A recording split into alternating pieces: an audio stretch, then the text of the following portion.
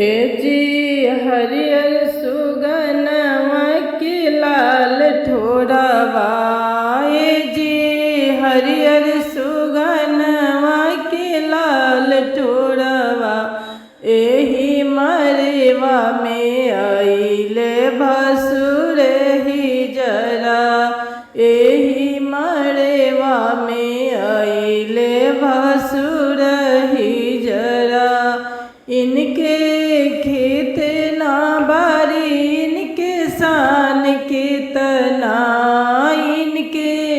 खेत ना बारी इनका शान कितना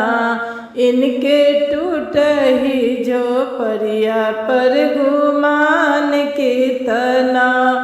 इनके टूट ही झोपड़िया पर गुमान कितना जी हरियर सुगनवा के लाल ठोरवा जी हरियर सुगनवा के लाल ठोरवा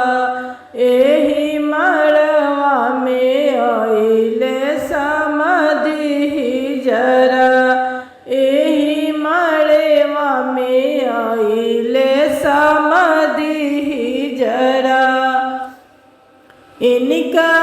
गारी न घोड़ा शान कितना इनका गारी न घोड़ा शान कितना